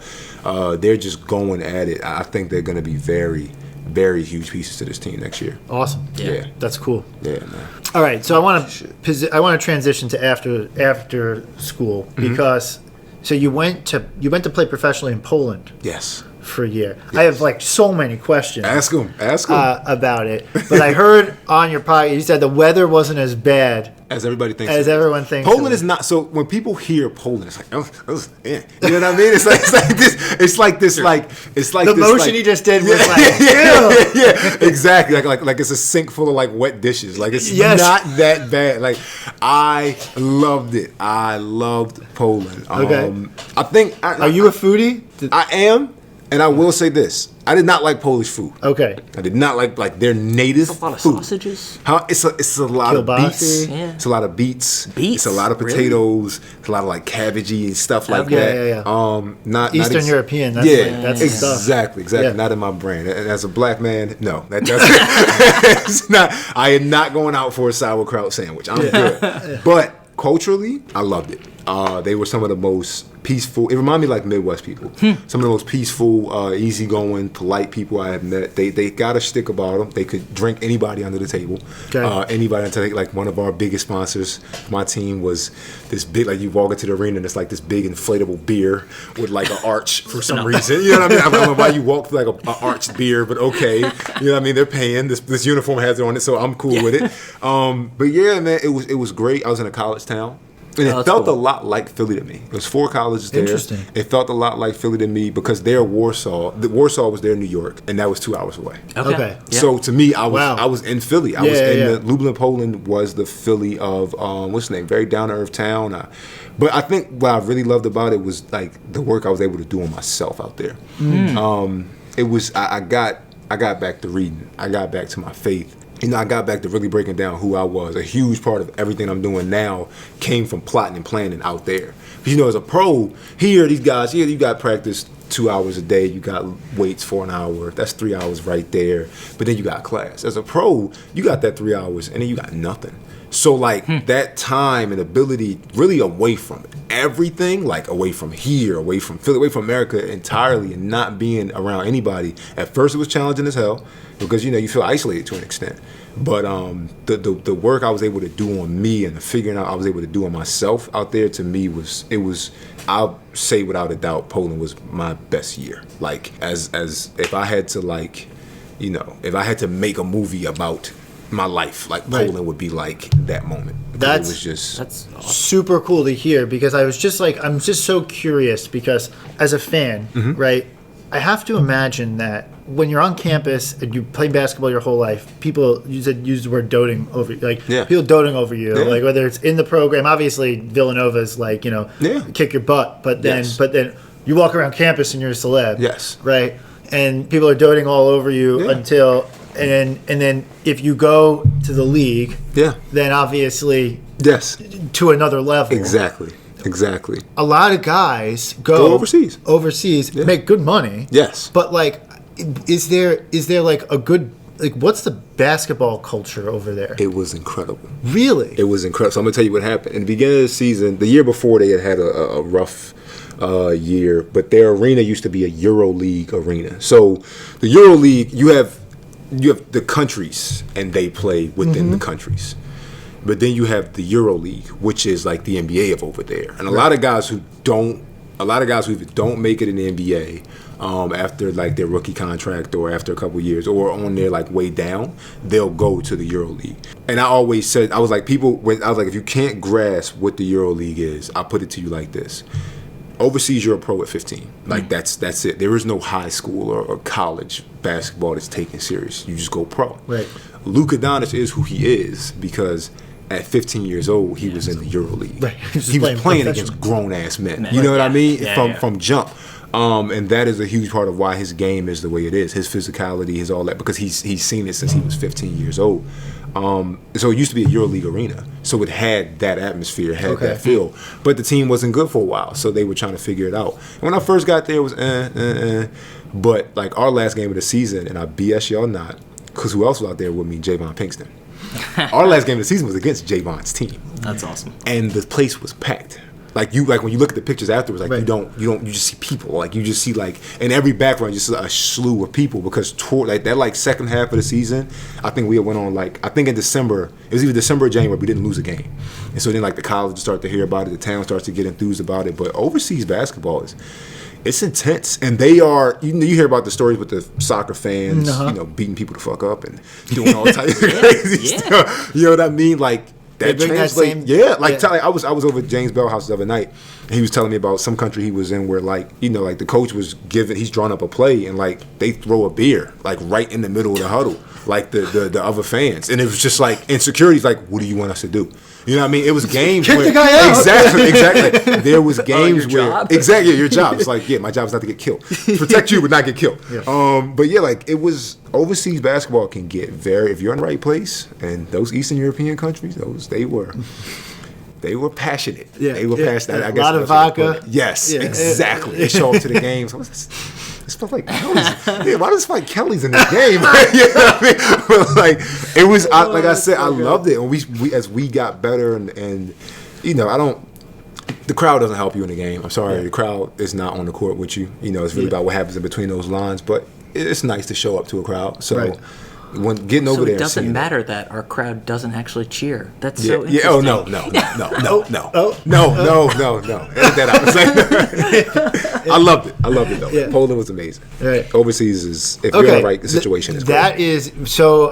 That's really cool, because to me, like, I got the impression that it was just like obviously you make good money, and you see fans in the stands. It's such an enigma. But that's what it is. But it doesn't feel like it feels like, oh, every game is on like the Ocho. It feels like that's how, because when you look at like the thing, it just looks like it doesn't look like as polished. It hasn't, because it's not. This is what I saw in Poland versus America. The same way I talk about Lower Merion having a certain amount of pageantry and theatrics about it. That's not their concern. Right. You know what I mean? So it's not as, like, let's be honest, like Devin Booker, he gets snubbed from the NBA All-Star game, which is ridiculous. To me, like that's up there with like the Chris Paul trade getting vetoed. You know what I mean? Like amongst like the Chris Paul trade just getting my gosh, the yeah. what the hells of the NBA. But you know, he had said it. He was like, "This is entertainment," and a huge part of NBA is like, I first got over there. The coach asked me about summer league, asked about all this, and asked why I made the team, and I told him, and he had his own opinion about it. So he goes and grabs the ball. He says, "What does this say?" And I say, "This is my first day there," and I say, "It says Spalding." And I'm like, is it a trick question? Or, he says, no. It says, dunk this shit. I'm not going to mock his accent, but that's what he said. Dunk this shit. He said, you dunk this ball every time you touch it. The fans will love you, will pay you, and I guarantee you, you will have a long career over here. And as I went on, like, I realized, like, part of the reason they had liked me, you average a double-double, that's nice. But the fact that you had 10 points. We was watching Tariq Jones today. Yeah. It's not. It's 2 points still, but it's a loud ass 2 points because they don't have as much of that over here. Like they don't have the guy. They don't have 8 guys on every roster who can windmill. You know what I mean? Because of it, it's that much more highlighted. But it's just the pageantry of it hasn't caught up. They're a little more blue collar with their basketball. Okay. It's a lot more physical. Okay. Like that's why we think every European player, like Zaza Pachulia over there, is just like he's just a good big man. He's not. I would bullshit y'all not. Like if you look at there's a picture in the Davis Center of me and a couple of my teammates, and I have a gap. I have a gap in my teeth. I don't have it anymore. Yeah. Because over there on the offensive rebound, I got swarmed. Yeah. Called an elbow, and my tooth got knocked out. Oh my goodness. And the foul was called on me. Yeah, so it's just like no, that's not a joke. The foul was called on me. Tooth fell out. Yeah, exactly. I was like, thank you. Thank you. They're like 45. I'm like, what are you talking about? But like that is the game is so much more physical over there. It's to me, it's a hybrid of what happens in the NBA and college. That is what overseas basketball is. But I will say this, and this might be a hot take. I think with LaMelo Ball going over there and doing what he did in Australia and doing what he did over in that country in Eastern Europe that he played in, I'm sorry, I'm blanking on the name. He was in... I want to say it was something with a Z. I forgot. But whatever that country was, him going overseas and, with the media moving forward, I think it's going to start to catch up. I think people are going to start to, and quite frankly, everything's going to the NBA and you hear about the NCAA and these colleges. Like, I really think more players are going to start to just go overseas. I mean, to me, it seems like the biggest thing stopping them is just that there's just less people they know. Exactly. Over there. Exactly. Right? Like, and if they could get over that. Exactly. Because it's not for everybody. I will say that. Like, I'm not going to paint overseas to be like this, like, Disney World type experience. There were some times where, like, it was rough. It got dark over there. It was one team in the league that imploded because they weren't paying any of their players. You hear about questionable situations the checks guys end up bouncing in. and stuff. No, like just all out, like not paying them. You hear about teams like that out there. Like you hear about experiences where guys are like, no, like I had to chase down my bonus after we made the playoffs. You got to pay us. Right. You know what I mean? Yeah. But like that's the type of stuff that that's what I say in the right situation over there. But as things, I think if they could unify over there a bit better, more guys would be, because the G League is okay, but if you could have somebody pay for your apartment and car for 10 months out of the year and give you a salary, right, and go see Tel Aviv or the south of France or Greece, it's like where Moose playing South France, like he's playing in Nice, like what are you? I'm not saying what's more to life, but it's just like this is not a bad ending. Do you think your experience is more common or less common than most of the guys who go over there from the U.S.? Because like what you've just described and like what you took away from it is amazing, and like that, I love that attitude. But I just feel like I haven't heard that story as much. I don't think. No, I think because obviously let's call it what the fuck it is. There's a moment of I didn't make the NBA. Yeah. Okay. Let's call it what it is. Like nobody, you know what I mean? It's like nobody's coming up being like, I just want to go overseas. You know what I mean? Like, obviously, if you're a competitor, you're shooting for the highest thing. So there's that moment that a lot of guys don't get over. You know what I mean? And then don't get over their own ego enough to be able to be like, okay, I'm over here, and let's call it what it is. For me, it's always been about like, look at the positives, and it's like, don't focus on the negatives. Like, look at what it is. Somebody's paying me to play the game I love. And after so long of playing the game and I'm putting air quotes up, because they're free. I mean, some people have feelings about that word, but to call it what it is, I'm not getting a check. You know what I mean? Right. And now people are paying me for this. and they love me, and quite frankly, like, And you just get to dunk the shit. you just get to dunk this shit. Exactly. Like, you have a coach to tell you just dunk this shit, you know, and let another coach to kind of let me get away with murder. You know what I mean? Like, it was just, it's a different experience. And it's really about, I've learned it's really about what you make it.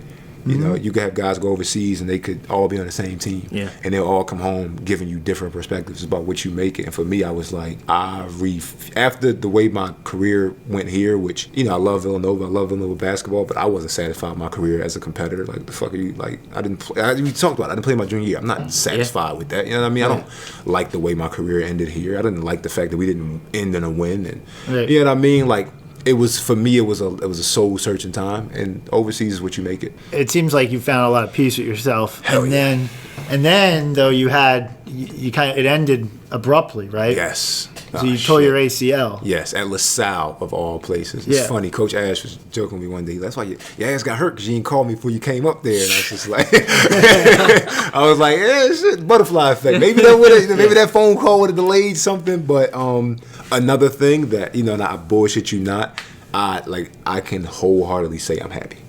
I can wholeheartedly say I'm happy. It happened because that door shut and the window open. You know what I mean? Yeah. It was so many things that I couldn't tap into because I was so invested in ball. You know what I mean? It wasn't nothing wrong with that. That was my job. That was my craft. That was my life at that point. But, you know, like, what I'm doing now, like, this is what I went to school for. Mm-hmm. This is what I pictured. I told you I didn't start playing ball until 15. This is what I pictured before ball. Yeah. You know what I mean? So for this to be the thing that happens after, I always thought this was going to be somewhat in line. I just thought it would be at 35, not 25. Right.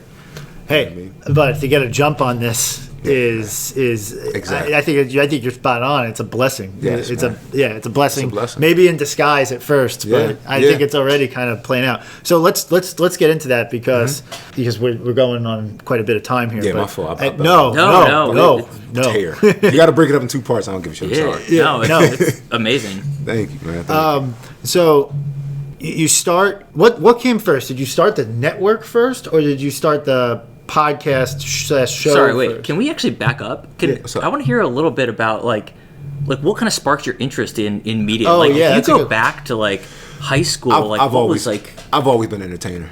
Yeah. I've always been an entertainer. There's like baby pictures of me, like, so it was me and my mother early in my life for up to probably like 7. So, you know, like I said, it was the movie situation was difficult. You know, we bounced around, and at one point we were with my aunts. We were with my aunt Cassandra in Alany, Philadelphia. And there's like baby pictures of me like belting out singing, acting like I'm singing, or Right. like when they would say like pose for a picture, like I would never, you know, like kids like they'll just look at the camera. Like Yeah. I was the kid that would throw his arms out Right. or like cross his arms. Like You were a showman. Exactly. Right. So I always kind of had that in me, and then, like I said, Lower Marion, it kind of like fed that a little bit more. It kind of it fed that entertainment factor. And shit, I mean, look who's on the wall. It's Kobe's on the wall. It's like this is it's like as you know, everybody would say that, like, as good as a player he was, it was the flair and it was the whole package that really made him. You were watching it was LA. You were watching an entire Showtime. show, but he was the most rugged motherfucker out there. So Right. that's why it was so interesting. So I always had it, but bullshit you not. The show idea came when I was overseas. I was watching the 2018 interviews, and I was wondering why certain people weren't interviewing the team. Because I was like, they would know to ask questions that nobody would know to ask. I was tired of hearing people ask Jalen and Dante and Eric and Amari and Mikal, and the list goes on and on. How does this compare to 2016? How did that feel? Right. I was tired of hearing people ask Chris, how did it feel when the shot went in? Yeah. And I was just like, this guy should do it. That guy should do it. And I was like, holy shit, I have a comm degree. I can fucking do it. Right. So I came back home and I talked to Hezekiah Lewis, and we started putting the show together before I got hurt. Like, I came back, I want to say it was actually the day of Cinco de Mayo. I came up on campus, me and him were talking, we was going back and forth. We walked in the studio, and I was in there, we was talking. I was like, yo, let's do a show. Like, could you imagine if we did a show in here and what that would look like? And I was like, we'll set it up like the desk and the Jimmy Kimmel style, like, you know, talk show back and forth, and I think that'd be dope. And I was like, I don't give a shit if it doesn't turn anything. I just want to see it. So then, obviously, when I got hurt, it was like, okay, all right, now we really have to move with this. Right. And not from I need this to be my job, because at that point I knew I was going to be here working at Villanova, but because it was like, I was like, this is my passion. You know what I mean? Like, this is my other passion. Like, this is, as much as ball means to me and as much pieces I find in that, like, when I'm doing this shit, it doesn't feel like work. So the show came first. The show came first. Stay tuned with D-Ray. Yeah. And then a guy from Lower Merion named Doug Young, a.k.a. The Godfather. Doug we were actually up on campus in Barley one day, just having a coffee, and we were talking about the progress of it. And that was right after Fox had aired it and right after Coach's show had picked it up. So it was catching some traction. And, he's always been real with me, always level with me. He was like, Darryl, you keep going at this thing alone. You know what I mean? Like, you're gonna burn out. You know what I mean? You're gonna burn out. But he was like, but you have a vision for what looks good. Like, you can help people. Like, you're a consultant. You help people like figure out what looks good or tweak little things here and there. He was like, and you do it in a unique way. But he was like, what if you had a team? And I was just like, exactly. Team, exactly. Like a team, and I've always played on a team, so it's like, fuck it. You're right. I've never really been an individual in that way. So like, let's do it. And thank God for y'all. Thank God for Avery. Thank God for people who believe in the vision. But it was just like, if I can get people who are like-minded like me, to help out with this thing of I'm gonna say young-minded. I'm not gonna say young because I don't give a shit. You're 60 and you got a great idea. It's a difference. Exactly. Yeah. But young-minded and you're willing to learn and grow. I was like, imagine what happened if you gave those people ability to push their shit out there past the corporate structures of X, Y, and Z. I ain't gonna say no names. I ain't get myself in trouble. But What's the, out of curiosity, the Stay Tuned Network, what's the umbrella? What's that represent? The umbrella, I was racking my mind for a logo because I was like, I don't want the logo to look like mine. It's just letters. I feel like we're getting away from letters. So I was like, I need the logo to be one thing that identifies with what this shit is. Right. You know what I mean? Yeah. I need people to see this the same way that you see a Nike check. And most people don't even register this. A Nike check is really the shape of a foot if you look at it for what it is. That's why it looks so good on sneakers. Right. They had known that when they were designing it. The same way Apple is what it is. You know what I mean? Like they are what they are in so many ways of, creating and innocence and all these things that kind of play into their brand. I was like, whatever this Stay Tuned logo is going to be, it has to be that. And, I was just like, Doug, when we were talking about it, he goes, if you bring people under the Stay Tuned umbrella. Right. And he says it, I'm just like, it's one of the things, exactly. No, I'm not going to sit here and act like it was some like Robin Williams, God bless you. So like Robin Williams, like light goes off and I just like run out of there like, hold that thought. It was not like that. It was, I had heard it and you hear certain things and you wonder why they keep replaying in your mind. Right. You wonder why is this shit on repeat? Why is this shit on repeat? And you have to believe that that's for something. It might be go towards it, it might be go away from it, but it's for a reason. Mm-hmm. And when he said that, and we were like picking the logo, I was like, that's it. Like bring people under the umbrella. Like, you know what I mean? Like creative freedom is a motherfucker. You know what I mean? And it's something that I always didn't feel like I had. It's something that at times in my life I felt like it was very suppressed, and it was very like it was snipped out quick, and it wasn't something that some people necessarily appreciated. So for me, like with the show, with the network, like that is what I'm pushing. I want people to, like with Avery's, like Postgrad the Past, that's Avery's show. I'm on it. Like I'm her co-host. Like that's her show, and that was her vision. You know what I mean? Yeah. Because that was her idea of like, we always kick the shit about this, that, and the third. What if we did it for this reason? Yeah. And she had just turned down a damn thing at Turner. Just a sidebar there. Go, and you and I were talking about that. Go ahead. The Postgrads at the Platte.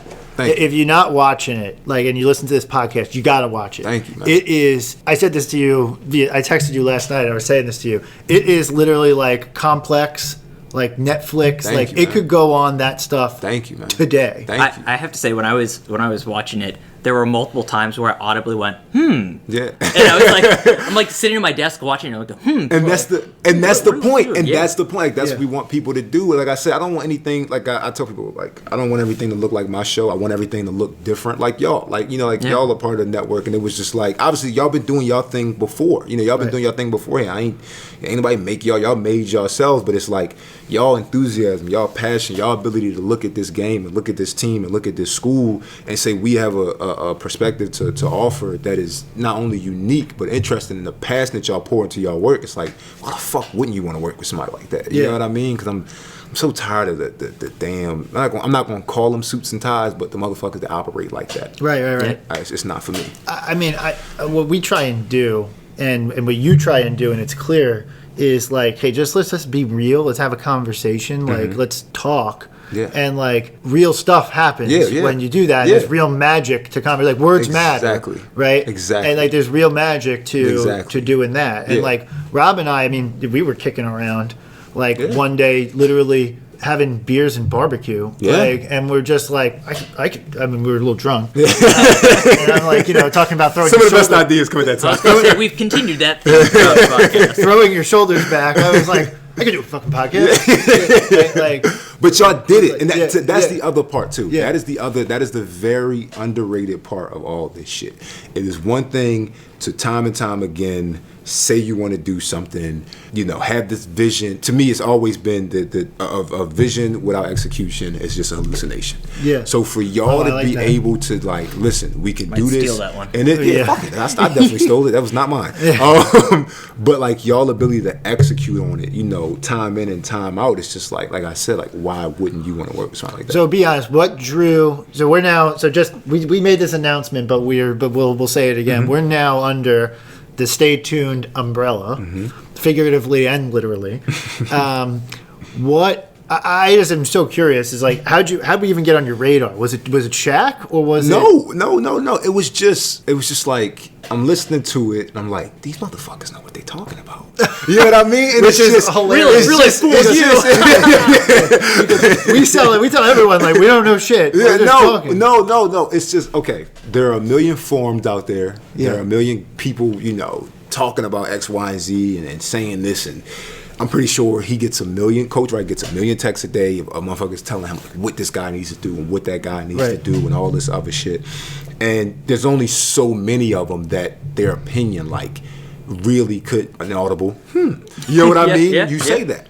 For example, in y'all last show when y'all were talking about Sadiq's draft stock and y'all were talking about, where he is and where he's positioned, and the Josh Hart comparison comes up of is he going to test the waters, and then it goes into he could, but I think that him testing the waters mean he can make the jump because he's an NBA ready body already. It's like I hear that and it's like these guys are fans, but these guys are fans who have done the work enough to know what the fuck they talking about. Because I'm sorry, there is nothing more frustrating than somebody talking to you about some shit like they've put in much work as you have. Like, and when I heard y'all talking like that, it was just like, and obviously what y'all did with Shaq, but it was just like, no, like they get it, So obviously when we met and we talked, it was like, y'all get it, you know what I mean? And like I said, why wouldn't I'm very much a why wouldn't you want to work with motherfuckers like that? Right.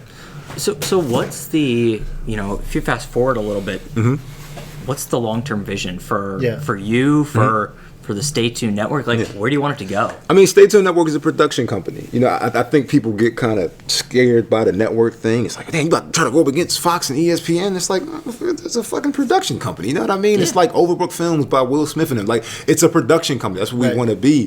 The overall, I guess, vision for it is just a very much of a why not type production company. Why wouldn't you want to, you know what I mean? Like y'all guys, y'all have y'all, and obviously yes, that's pretty linear. Villanova basketball, guys know what they talking about. That's pretty linear. The shit at the Platte, we're sitting in my damn truck at one of the best spots in Philly. I call it Philly's Beach because we don't have a body of water outside the swimming pool, if you want to call that water. I was going to say, That's a body of liquid.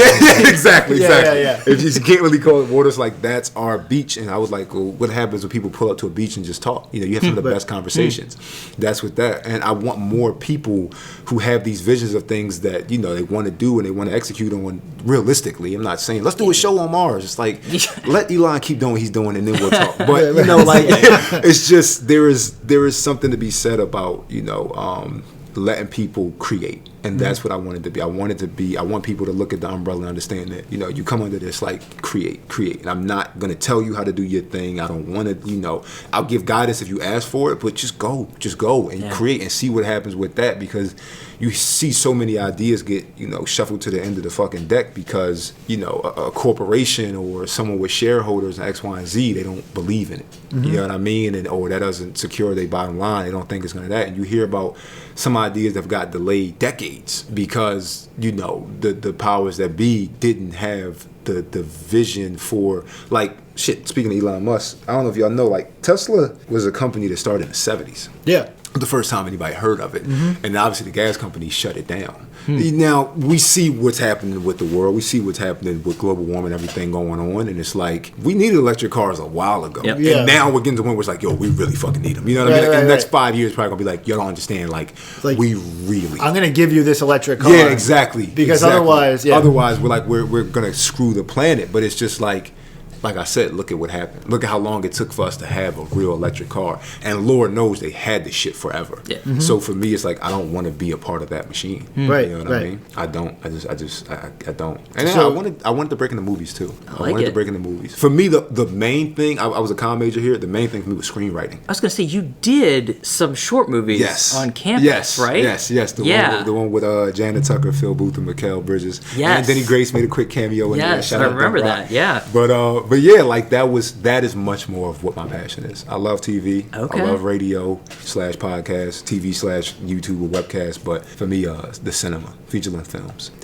To me, that is the biggest thing. It's a production company, so fuck it. That's awesome. So at this point, are you looking to get more talent on the team? Yes. Yeah. Okay. Yes. It's a You team. mean us wasn't good enough? no, we like, haven't fulfilled his vision. like y'all look great. It's like y'all motherfuckers are Yeah, great. but I can't pull a St. Joe's podcast. D-Ray's like, hey, I got Chris and Rob. I'm done. No, mail it in. Everything is over. Yeah. Fold the umbrella down. No, it's just I want it to grow. I definitely want more shows, but for me, it is much more about the culture of Stay Tuned Network than like I'll tell y'all this. I had a show in the works with a individual that had 100,000 plus followers, and obviously from let's call it what it is. From a business standpoint, that immediately equaled dollars. Yeah, companies for could sure. see that if we put these two in front of that, you know. But like I said, they had 100,000, so they were like way ahead of me, way ahead of Right. me, and that would have been a fucking slam dunk, you know, from a fiscal standpoint.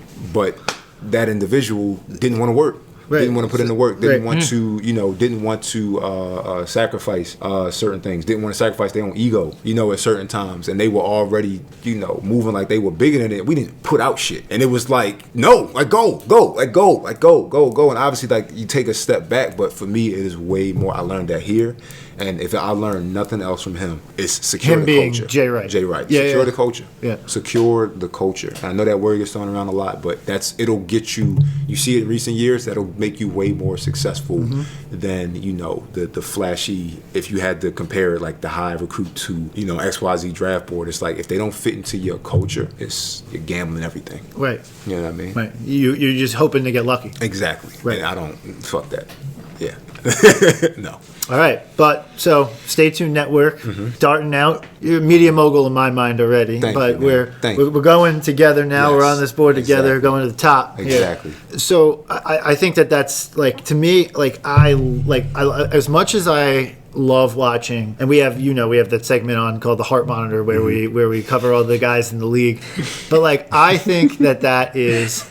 He's laughing. He doesn't like the name. All right. No. I'm laughing because like that is the shit I'm talking about. Yeah. Like that creativity, like that, like it's like that shit. I'm laughing because one of those like, damn, why didn't I think of that? But you know what I mean? Like it's just dope to y'all create. Period. So we love covering, and we do it on the podcast. We love covering the guys in the league, and obviously the fans want to know what's going on. They love that little it's the tidbits of fucking NBA. information. It's a big deal. Yeah. But for me, I don't know. I love these stories. Thank you. I would even say more Thank you. than the league. So now, Kyle Lowry win a champip. Oh yeah, that's pretty sick. Yeah, But no, I'll take a back seat. but the creativity, the work that you put in, like a lot of people, like I feel like they graduate, they leave Villanova, and the fans are like, oh well, that was nice, and then whatever. Like I think it's important to keep telling these stories because to me it's that whole, because to me then it becomes the once a Wildcat always a Wildcat becomes bullshit. Right. If you don't stick to that. Yeah. Right. If you don't. Like and I'm not just saying from a basketball player standpoint. Right. You know what I'm saying? Villanovans as a whole. Absolutely. Yeah, and that's part of our thing too. Is we like to have got people on. We had our guest last week was our friend, but he started a sparkling water company. Yeah. Like we have a couple friends who do media. So like it's just to me, I think, and to people who are going to listen to this podcast, and we'll probably get a lot more with you on. No, thank you. But if you're doing something interesting, like we want to hear it. Like we'll come to you. We'll do a podcast. We're telling this Villanova story through a Villanova basketball lens. Yes, exactly. That's what we want. Yeah. And that's what we're going for here at the Full 40. Exactly. I won't close with that. I'm going to do rapid fire. No, go ahead, let's go. A couple questions because I wouldn't be doing my job if I didn't. Let's do it. What do you make of the team this year? Like as short. I was going to say, you got to give him like a word limit on that one. Yeah. Like, give me like. Fucking haiku. Yeah. Word. I didn't set that up well. You got to do a haiku of this year's team. I like it. Defense sucked early. Offense improved. Going to the shit. No. J. Wright suits. Yeah. But no, it's just no. Like I think this year this team is a very talented team that is gaining a lot of experience. I think the experience they're gaining this year is going to make next year what it's going to be, which is going to be, in my mind, on paper, one of the best years. And I want to jinx it, but one of the best years in Villanova basketball history. Yeah. Not because of just the talent of these young men, but because of the experiences they had. Like you got 3 guys on this team who next year, come their senior year, they were the freshmen on the 2018 championship team. Yeah. Like it went that fast. It's crazy. You know what I mean? Like you have obviously if Sadiq comes back, him and Let's go with this. I ain't gonna bullshit it. Cole and him, Cole and Slate. You have guys who've been in some like fucking fires from jump because they had to play when they were young, and then you have this freshman team. This freshman year team is gonna be a bunch of sophomores.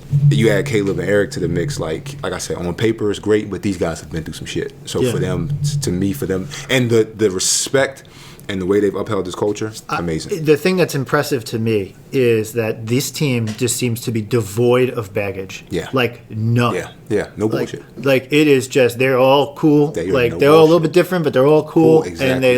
And they just seem to play without any weight on their shoulders. Yeah. They love each other, man. Yeah. No bullshit. Like I see it. Like they genuinely love each other. They and that shit, you see it on the court. It's awesome. Pick a ceiling. What's the round that this team makes it to? Elite 8. Okay. I like it. I like it. I can see it. Elite 8. I can see it. Someone out there is gonna kill me for that. He didn't say all the way. It's just like I'm not. I don't believe in being realistic in some situations, but I had to say right now I see Elite 8. But like I said, I could see them going all the way as well too. But that's okay. That could be a little bit of a motivation thing. Like, oh, prove me wrong. Yeah. Shut me up. Yeah. I hope I'm wrong about this. Yeah. Elite 8. Did you ever get carded going into Kelly's? Yes. That's shocking. Yeah. Well, they're responsible folks. That's all I'm gonna say.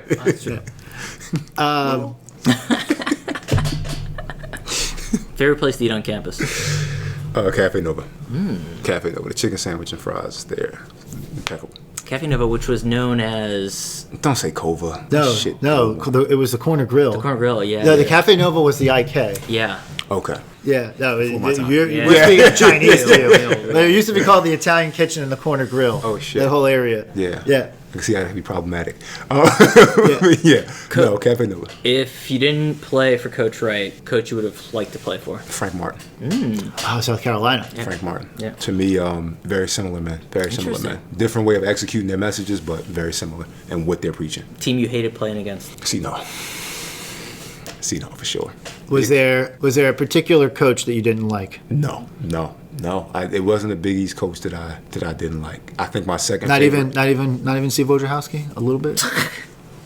Can't say that. No. I will say, as a consolation, my favorite outside of Coach Wright, Ed Cooley. Ed Cooley. He seems like legit. He definitely seems to have that reputation, for sure. Everyone seems to like him. He's a man. Yeah. You can tell when he's talking to you, he genuinely cares about what the fuck you're saying. Yeah. So Ed Cooley. And I got the sense that he did right by Jermaine and Colin when they were playing for him. Exactly. For USA Basketball this summer. He did.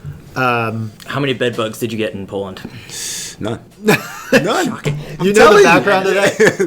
No. Oh, so we were talking about the G League, and not to shun the G League, but we were just like, yeah, I don't know, because it seems like the guys overseas do better than the guys in the G League, and we were like, Because the G League's a grind from what we can tell from our perspective. And we're like, so they sit in bed bug. Rob goes, they sleep in bed bug ridden hotels, and I'm like, that's it. We just started a rumor. Every guy who's in the G League has bed bugs. Phil, he's got him right there. Phil Booth. Sorry, man. I love it. Yeah, I'm running with that. Arch had to get fumigated before he got to the Bulls. For sure. You're getting called up. You're gonna get quarantined first. Yeah. I'm for it. I like that. Favorite Big East media personality? Because you do some. My man Fanta.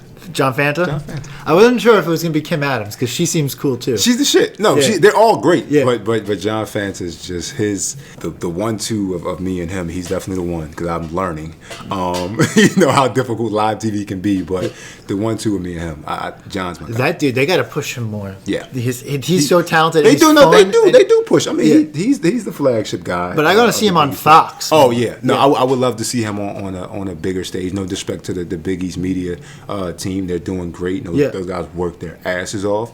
But yeah, John is just a ball of energy. He shows up. He's always happy. Cares about you. Quick little story. Last game, we about to do the pregame hit.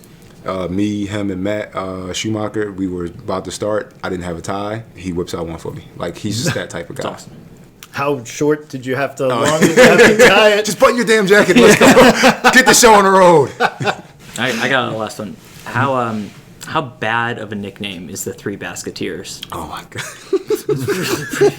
It's pretty terrible. so cheesy. I look back on it. It was just it was either that or the freshmen. Because someone had told us our junior year that, like, I still consider y'all the freshmen. I was like, what the fuck does that even mean? I was like, that's low-key disrespectful. Yeah. But they were saying, they were like, no, when y'all showed up as freshmen, it was such a, like, spirit fingers type moment from that damn Hoops Mania that they were like, no, these kids are going to be... They're going to be something. You know, they're going to be good or bad. They'll be like this class. They should have said, like, this class is going to be something. So we were known as the freshmen up until our junior year. So I'd much rather the Basketeers. As corny as it is. The Three Basketeers. Especially as we play against fucking the Muskies. But the Muskies. Yeah, that's true. Yeah. Awesome. All right. Well, we've been going for a long period of time. Our listeners' ears are tired. We're tired. You're tired. So we're going to wrap it up here. Huge thank you for coming on the podcast. Yeah, this was awesome. We hope to have you on a little bit more. hell yeah, I'm in the mix. Yeah. So we'd love to have you back on the podcast. We love working with you. Stay Tuned Network with D-Rey. Stay tuned with D-Rey. My man. Postgrads at the Platte. Shit. And, of course, the full 40. Stay tuned with all of it. Stay with us. Stick with us. Stay tuned with us. Exactly. Working hard here, bringing you as much great content as we possibly can. Thanks again for coming on the podcast. We'll be back next week for the last week of the regular season. This season's fucking flying. Damn. Yeah. But thank you all for listening. And as always, let's go Nova.